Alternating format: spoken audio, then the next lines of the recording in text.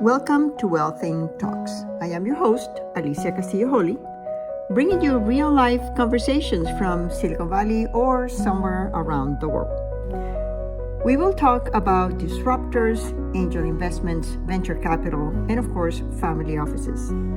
Join me along with my children, their families, friends, disruptors, and investors as we explore the fascinating world of creating wealth in a completely different and authentic way.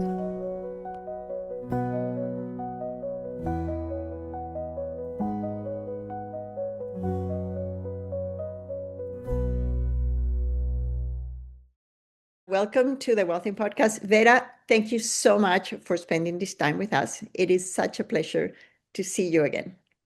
Thank you so much for having me. It's a pleasure to be here. So let's start with, what are you doing now? And how did you get to where you are now? Yeah, good question. So now I'm the CEO and founder of Veritas Ventures, which is an advisory firm at the intersection of innovation, technology, and capital. And I'm also a founder of a community called Beyond Global, which brings diverse women at a table in trusted environments to talk about, anything they can potentially talk in bigger rooms. So it's a community of women. I recently added a few male allies into that as well because we're stronger together. Yeah. So I run those for-profit and non-for-profit. And how I got here. Well, I had a very non-linear career, I would say. Most people know me now by investor or ecosystem builder or, Middle East expert, or some say, the woman with the best network in Dubai. And potentially, it's all of that. However, I started my career as a professional dancer. I don't know even if you knew that or No not. kidding. No. Oh my goodness. What kind of dance? It was Argentine Tango. So I lived Oh, in Buenos I dance Aires. tango. Bueno, so we need to meet. We have to go to Milonga together. Wonderful. I learned tango in Australia, actually. Ah, interesting. Well, see, that's the beauty of tango. That's when I realized for the first time how important community is.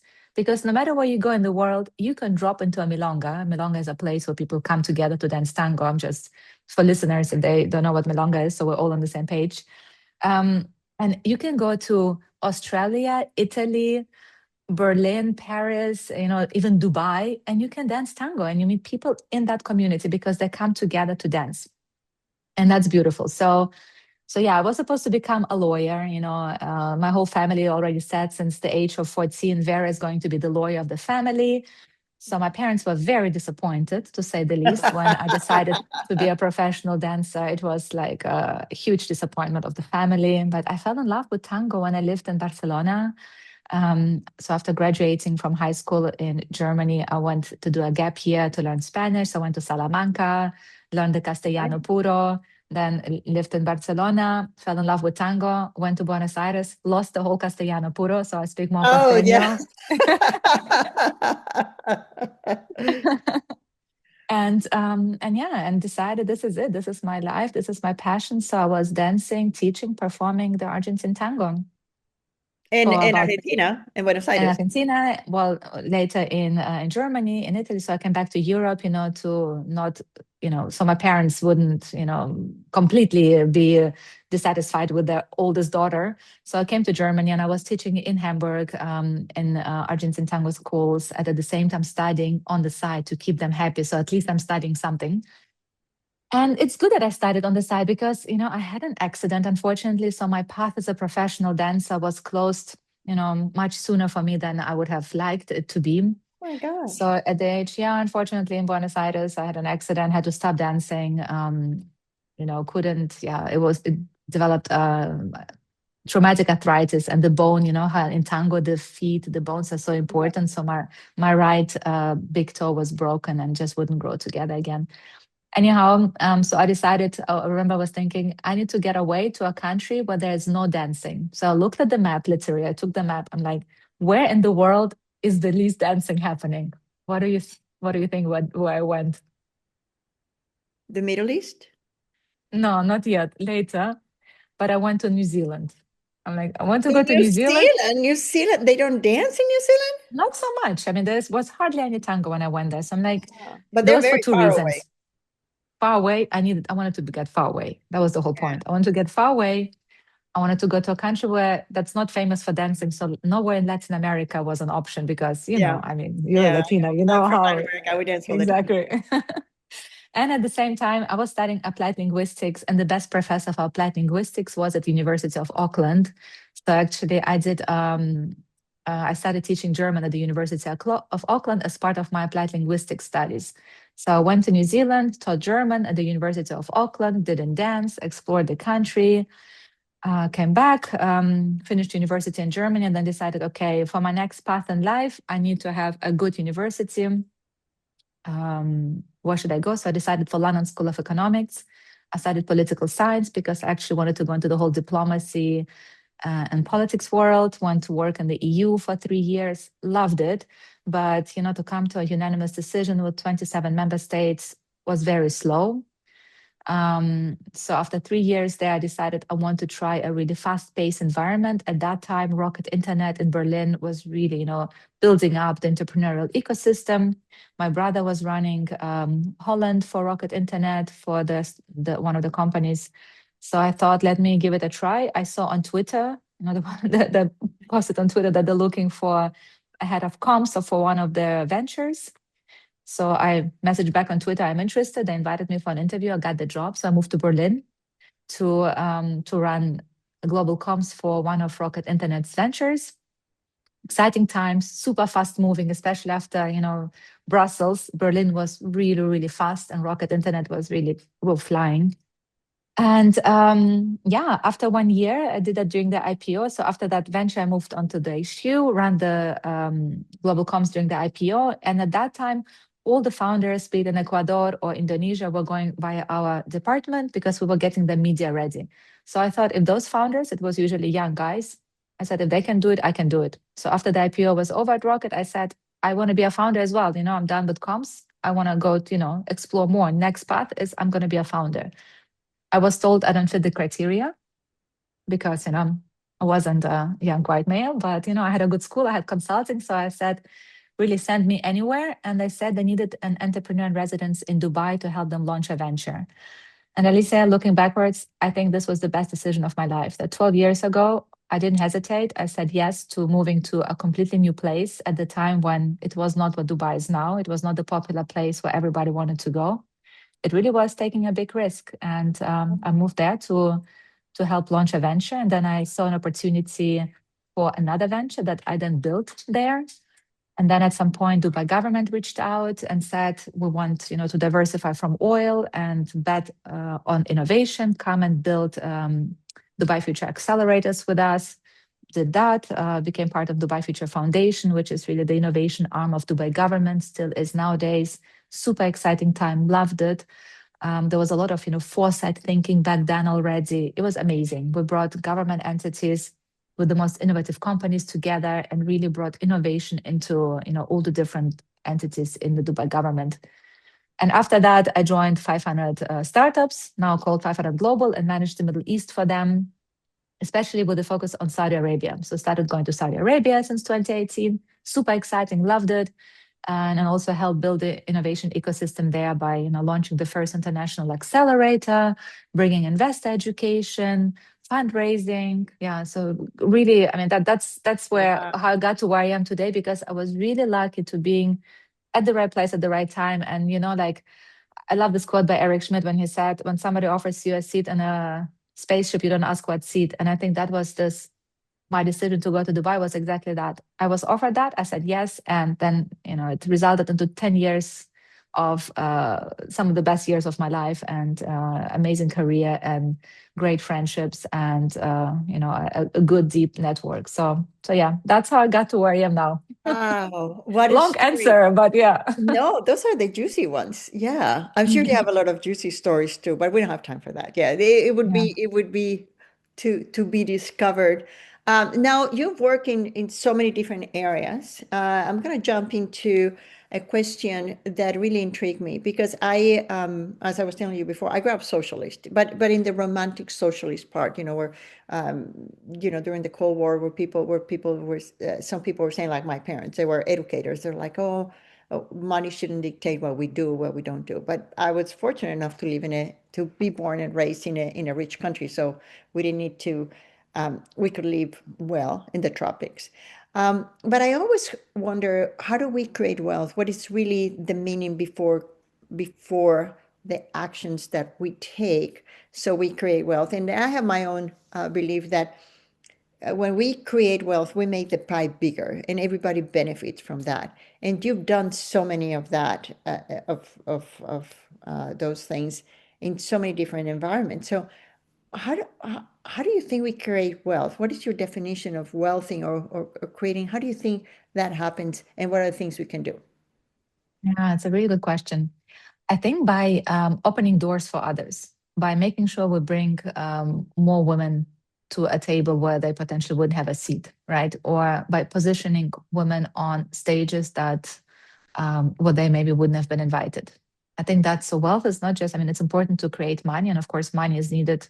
And I'm still on that path myself, But I think what we need to make sure is that we don't just go alone, but we bring others with us. And I mentioned to you this one example when I co-curated the very first women's AI breakfast in Davos during the World Economic Forum and brought a woman from Saudi Arabia and positioned her on stage, and how impressed women from the audience were and how this opened their eyes. So you could say they become wealthier in a sense of that they started working on those narratives they had potentially in their heads of or maybe Saudi Arabia is not what we see in the media. So it's making people's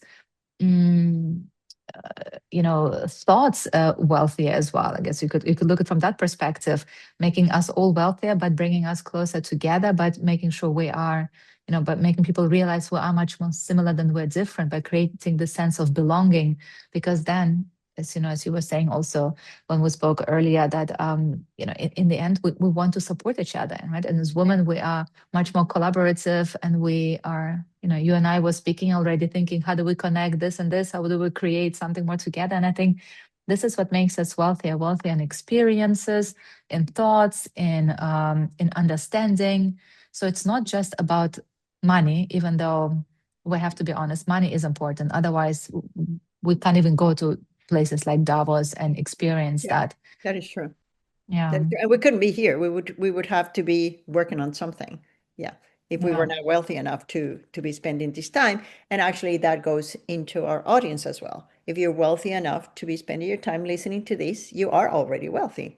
And I'm an agronomist by training, so I realized that the biggest changes in agriculture allowed for the vast majority of the population to go and do something else, because you don't need to grow your food. And I grow a lot of my food too. Yeah. And that's why I don't have any nails. But yeah, but it is very time consuming. It's very risky, and we're wealthier than we think we are. And I agree with you. I have an investment club, and we are money first, but we're not money only, because we want to make sure that we recover the money that we invest in. We make some extra, but we also want to pay good salaries. So yeah, and it's also the wealth of knowledge. I mean, you have such a wealth of knowledge, by knowing how to invest. I mean, you've done so much in that space. So I think wealth, yes, it is money. It is important. I want to be wealthy as well. I have, I'm not done yet. I have another, whole career in front of me that I plan to do. But it's also, we have to be grateful for what we've done already and give ourselves credit for that as well. And know, wow, we amassed such a wealth of knowledge also through difficult situations, maybe especially through difficult situations. That is true. That is true. Tell us a little bit more about that, because I have my list. Oh, and I also had an accident. I have a bad foot too. How much time do you have? One juicy one. Yeah, because challenges. The American thing is that, oh, we overcome the challenges. They suck. I don't want to have any challenges. To be honest, why would I put myself in a bad situation? I would be stupid. But I do think that challenges make us more humble. I mean, and life is like that. I mean, life is not just a road, straight, and you get from, birth to death and everything is fine and all this, joy. There are so many challenges. I mean, like the one I mentioned before with the accident was a huge challenge in my life. It took me, to overcome this mentally. It took me 2 years. As long as my foot was healing for 2 years, that's how long it took me to mentally accept that I'm no longer going to be a professional dancer because, as a dancer, if you're out, it's like a professional athlete. Yeah. You out, you're out. If you're out for 2 months, that's it. You can't catch up anymore. I could have, of course, gone back, but I felt also I need to accept because I'm also, a very spiritual person. I felt like, okay, the universe, you told me this is not my path right now. You gave me those, 6 years and they were amazing. Let's find a new path. And I'm grateful for that because I would have never experienced the whole entrepreneurship, technology, venture capital world if I would have stayed, a dancer. So I think, we have those challenges that are being put in front of us, and it's very hard at the moment. But I think what's really important is to accept, this acceptance of challenges. And it took me a long time. I meditate every day to be able to, to still kind of accept whatever comes my way, because this is the universe telling us, I have something better for you in mind. Wow, that is so profound. Wow. Mm. So this leads perfectly into my next question, which is if Vera were to write a letter to young Vera when you were a Mm. teenager, what are the things that you've learned now that you wish you had known when you were a teenager? I remember when I was about to graduate from high school, I was so worried about what to do next. It was really before the internet existed. So I had to go to, a place where they had on paper, like printed things. What can you become in your life? I did that too. Engineer, architect, doctor, and I collected all those papers. And maybe also because I'm Aquarius, and Aquarius is curious about everything. So I'm like, I want to be an architect, but also a lawyer, but also, an actress and this and that. It was just like, I wanted to do everything. By the way, it's still unfortunately the case. I think it's it's a first world problem. I'm just, curious and interested in so many things. So if I could tell that young Vera back then is, it doesn't really matter. Just decide and go for it 100%. Because in the end, it doesn't matter. We can pivot in life. I've pivoted in my life, from dancer to political scientist to then, technologist to now, a foresight strategist. I pivoted in my life so many times. So it doesn't really matter what you study unless you want to become a doctor. It's ideally you study, that. But otherwise, being somebody who understands, holistically, who understands maybe how system works, who understands what it means, how to study, how to learn something, you can pivot in your life later on. And I wished, I wouldn't have spent so much time reading through all those papers, thinking this is the biggest decision of my life and I have to get it right. Wow. Yeah, I remember those days too. Yeah. So at 16, I knew exactly what I wanted to be and I knew exactly where I wanted to go. And then at Wow. 35, I pivoted. I said, this is not what I want to do. And you never know. You never know. You But I never think know. And that's okay. And it's also okay not to know, even when you're 40, not to know what you want, because many people beat themselves up because they don't know what they want. But I think so many of us don't know.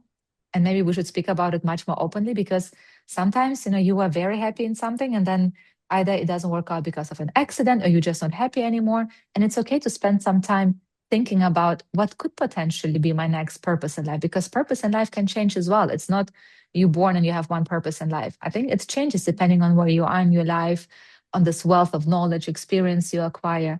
Things change along the way. So I think we need to normalize, changing our minds in terms of who we want to be or what we want to do, because it's okay to pivot in life completely.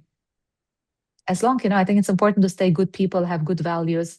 But otherwise, if you were a product manager at a certain company for a long time and suddenly you decide you want to be an artist, I think this should be, accepted by society and celebrated, because it takes so much courage to actually, go wow. into something new. Wow. I really hope a lot of people can reflect upon these because they're so hard on people, especially the young people or the older Yeah, people, like people my generation, yeah, their sisters. Well, I still have a life to live, so yeah. I can still But move and do other but things. Alicia, I think maybe everybody about that generation thinks that, because I also think about my generation. It's really hard for them. I'm early, millennial. And it's so hard on millennials as well, because we had to get it all, always right, especially maybe the immigrant kids. You had to be the best in everything. You Yeah. had to get it right. If you're not a lawyer or a doctor, you failed, basically. So to live with that and still decide for yourself, I mean, this is also maybe an advice I would give to my younger self. Listen more to yourself. Don't do things because you think this is important, because your parents or society expects that. So I think it's really, how do we teach the younger generation or any generation to listen more to ourselves? What do we really want? And what do we want versus what we think the society expects of us? But that's really hard even to this generation, because I used to teach at university. I've taught entrepreneurship and venture capital at many, many universities around the world, not just here in America, Mm. but around the world. But the one thing that I try to get my students to think is that the answers are inside of them. And Yeah, as a professor, it's very hard, because you go through academic studies, and the teacher has the answer. So when we start yeah, talking about things, and that's why I love the case method, the Harvard case method. But when we start talking, I could see the transformation of the students, because they're talking and they're checking, am I on the right path? Am I not on the right path? But the thing is that we cannot progress as society if everybody is looking at somebody else to tell them what is the yeah, path. We need to push yeah, and create those paths. Um, yeah, and like you said, rightly so, you were given the opportunities, but you went there and you created those opportunities. You expanded that. You co-created that future. Um, yeah, it didn't happen exactly. to you. So one of the things I used to tell my kids is that life doesn't happen to me. I happen to life. So I'm Yeah. gonna go there and move that That's a good ship. one. That's a good Yes, one. I yes, usually yes. say life that doesn't happen to you, it happens for you, but you took it to a different level Yeah, yeah, even. yeah, yeah. Yeah, you You know how happen to people, life. That's yeah, great. how people say that, there's the imposter syndrome. I never had that. I had the delusional syndrome. I'm like, okay, I can do this. Go ahead. Oh, And then life amazing. would tell you what you can and cannot do. I mean, life would, Yeah. but you shouldn't shortcut yourself. So I really like that awareness, that listen Mm, to your own voice, because I think we need more of that. yeah. And now Yeah. with AI, and I'm going to shift this a little bit, but now with AI, it's really complicated, because AI is made to support what you ask them, but it's not made to make you curious about what you're really thinking. It's not Mm, made to tell you, hey, stop looking at me to validate you. I'm not your teacher. You're not an elementary school teacher. Go and mm, explore the world. And yeah. that's probably what you did in Davos with bringing women from other parts of the world. And I love the work at Beyond Global. Thank you so much for doing that. Yeah, Thank you so much for being part of it. I'm so happy. You no, you you enrich it so much. well, we all enrich each other. Yeah, so that's fantastic. I am enjoying this so much. So let me get into the question is very, very profound. That sort of gets us to wrap this. Um, when I was 13, I fell off a horse and I was in coma, and I saw myself dead. And so but I was not ready. So they sent me back from wherever. And I woke up 4 days later, and then I realized that life is really a gift, and it's going to go just like that. So I became very spiritual, Mm, and I always think that there will be a time that I'm no longer here. And now with internet, there are times where people cannot reach you. Like this example, everybody knows Vera. Everybody that I know knows you, but mm, they might not know you directly. So you are here for other people that are listening or they're watching, but it's your essence. And at some point, you're not going to be here. So my mm, question is, who, what defines who Vera is when you're no longer here, or when you're not here in space or in time? Who are you? Wow, that is a very profound question indeed. Ah, we do have something in common there, Alicia, because I've been in a coma as well for 4 days. So What the different food story. accident or in No, another no, one? with another accident later in life. And when I woke up, I also felt like, okay, life can be over like this. We Yeah, really don't have long on this planet.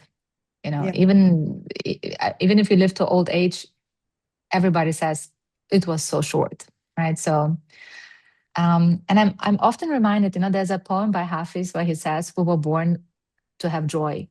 We're born to have joy, to dance, to really, to love." And I think this is really important, and we tend to forget because most of our time on this planet in this life was spent working, right? We spent working, and most people spent working for others. So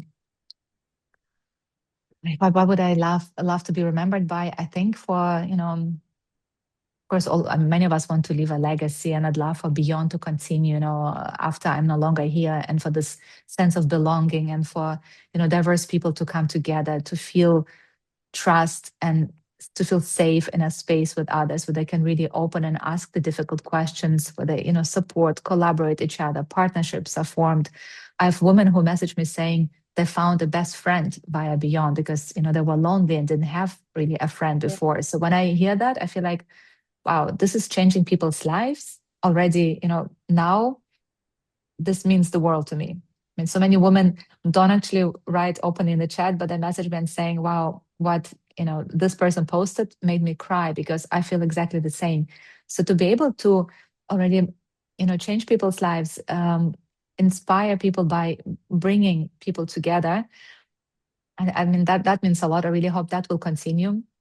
But also, I'd like to be remembered, for having been a good person, for having been good to other people, having been good to nature, because, we need nature, but, we need to take much more care of our surroundings because, all of this would continue without us, but we can't continue without it. So it's, yeah, I mean, there are so many things. This is such a deep question. I feel like, wow, yeah, but I think, really for this community feeling, for bringing people together, for changing lives, for making sure people are not alone, that people find the best friend via it, maybe their partner, their collaborator, their somebody who inspires them, and have joyful moments in life, come together, talk about, laugh together, cry together, but really, be together in real life. I think to be somebody who curated such experiences for others is what I would like to be remembered for when I'm no longer here.